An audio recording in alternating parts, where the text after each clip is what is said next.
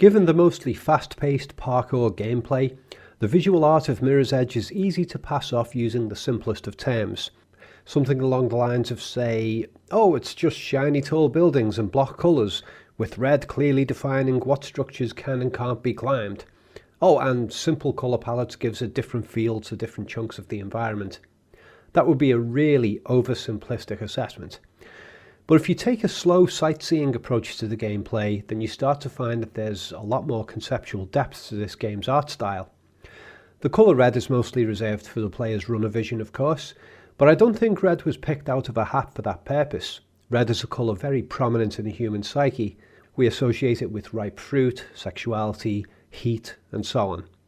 Red really stands out to us, so it's the perfect colour for runner vision. And the dominance of white in the building exteriors allows the red highlighted sections to stand out even more for gameplay clarity. But red is also the colour of blood, and in a weird little instance near the beginning of the game, there's a very rare red painted hallway. There aren't many red painted sections in the game. And this includes what I believe to be the only instance of paint spillage in the game, and it just happens to be red. When I first played the game, I mistook this for blood until I looked at the paint can with its logo of state approval. And much later in the game, if you stop and take a moment to look through the windows here in this hallway, we see an interrogation room where actual blood has been spilled. State approved drops of red again, apparently. There are multiple instances in which tins of paint have been left lying around in half-decorated locations, and always with the official approval label. I don't think I've ever seen that with a paint tin in the real world, so it appears that the colour palettes of the Mirror's Edge world serve a narrative function beyond mere gameplay practicalities. There's also a consistency throughout the city in how the colours are used. Interior locations virtually always use a single colour combined with plain white. This area is green and white, this one is yellow and white, this one blue and white, and on it goes. Very rarely do we see more than one colour mixed with white. This consistency suggests the city overseers not only decide what colours can be used, but also how and where they are used. So there are virtually no appearances of colour blending that would signify personal expression by the city inhabitants. And there are hardly ever any subtle shades of colour. It's usually primary colours or their most basic derivatives like orange or pink.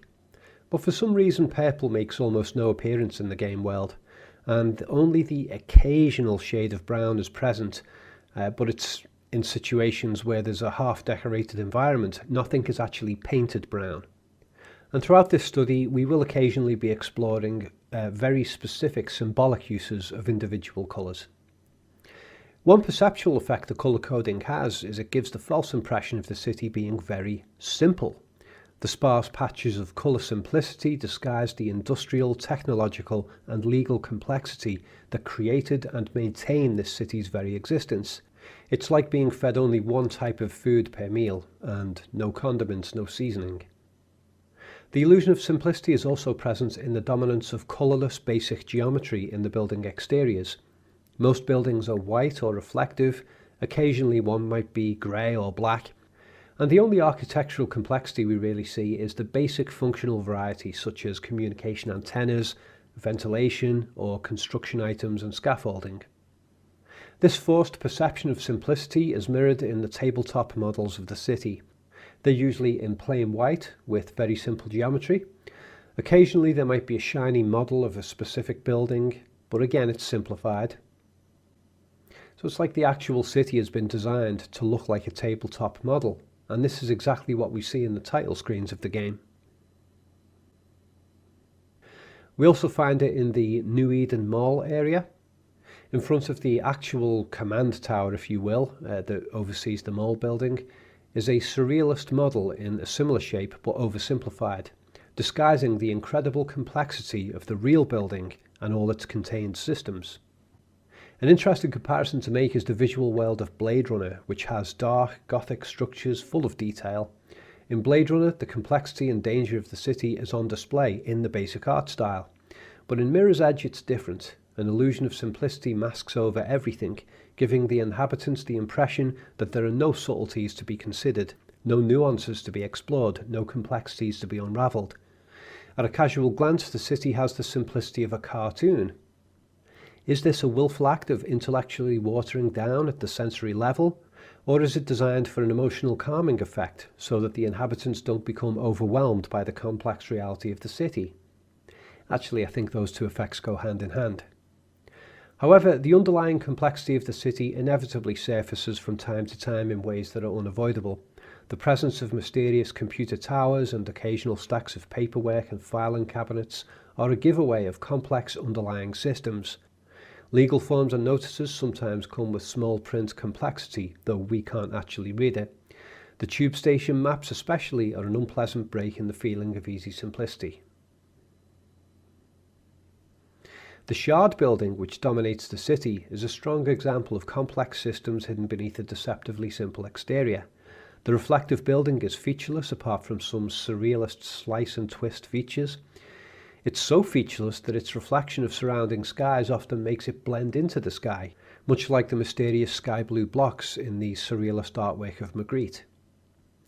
But once the player gets inside the Shard building in the final levels of the game, a massive internal network of complexity is revealed, with dozens of giant computer servers on the top floor, each processing massive amounts of complex observational data about the city and its inhabitants.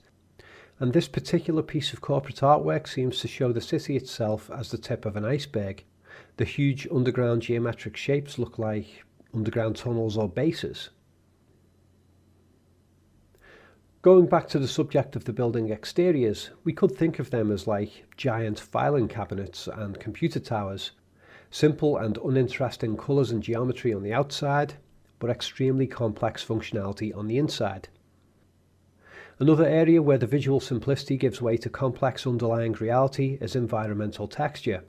Most surfaces in the game just look like plain blocks of smooth colour until we walk up close to them. Up close we often find rough textures such as concrete or occasionally wooden planks in undecorated areas. Block colour walls sometimes have brick patterns up close, and a lot of these textured surfaces have blemishes like dirt or tiny cracks that are only visible up close. Now, of course, the sensory simplicity that characterises much of the game world can just be taken as a way of allowing the game engine to run more quickly at smoother frame rates. That was almost certainly a factor. But we will find during our further exploration that the concept of visual deception is present on many other levels in the game, and frequently in ways that have nothing to do with how smooth the game runs. The commercial adverts scattered around the city universally follow the same simplistic colour pattern of white plus one other colour, as if they all have been designed by the exact same marketing team. The extremely basic images and slogans within those ads encourage oversimplified thinking. It's as if they are all promoting the exact same thing: stupidity. Even the City Mayor campaign ads are almost completely lacking in nuance. There is a real-world artistic parallel with all this, which I suspect is intentionally present in this game. One of the major big business entities of the story is a security firm called Pirandello Kruger. I was reading up on those two words and I came across the artwork of Barbara Kruger with the same spelling in her last name, and it instantly struck me as being incredibly similar to the advertising concepts in Mirror's Edge. Barbara Kruger's art mocks real advertising by including short, attention-grabbing slogans with basic imagery and a reduced palette of block colours, nearly always red, white and black. It seems that Mirror's Edge has taken some inspiration in how it too appears to mock the intelligence-numbing deception of blunt advertising images and slogans, and the reference to the artist Barbara Kruger has likely been slipped into the Pirandello Kruger security firm. And perhaps her influence extends to the city design itself, not just the adverts within. If Barbara Kruger wasn't an influence on this game's art design, then it's a hell of a fluke. And yes, flukes like that can happen. Barbara Kruger was a famous artist before this game was made, so the people who made the game obviously would be able to find her artwork and take inspiration. But the game was released in 2008 or 2009, I can't remember which offhand, and a prominent sign in the game accidentally refers to the 2013 revelations of a now famous person who informed the world of data gathering activities relating to the general public. But I don't see how the game designers could have known that was going to happen over 4 years in advance. However, the White Alice reference in this same sign Could be a reference to the Cold War White Alice communication systems in Alaska. I haven't looked too much into that though. Could be an accident. But it is quite specific, isn't it?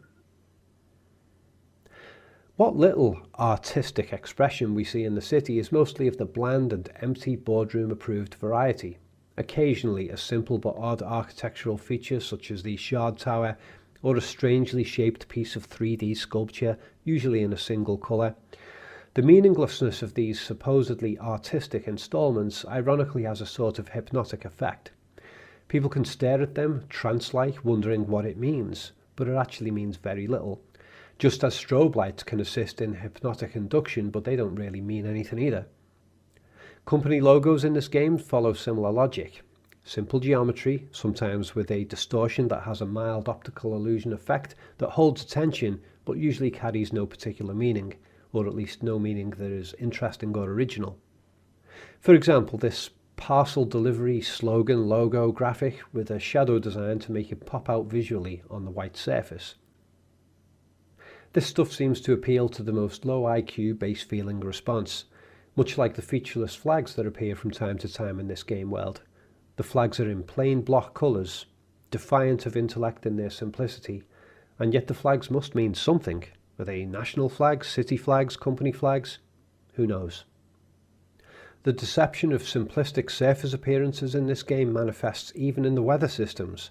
Most likely for technical performance, the skies are nearly always cloudless and the sun never moves. Light and shadow apparently aren't rendered in real time in this game. Shadows and reflections are mostly built into the world, painted onto the surfaces if you will. And this adds to the feeling that the world is lacking in animation. There's very little movement in terms of light and shadow, like the city is frozen stiff. Distant people and vehicles at the ground level are incredibly sparse as well, too sparse for a city, and this furthers the sense of this being a frozen place with not much going on. These creative choices help with the game's technical performance of course, but they also fit with the sense of artificiality in the city. Everything from the adverts, the art installations, the lighting and weather, even the sunshine, it's all fake by design.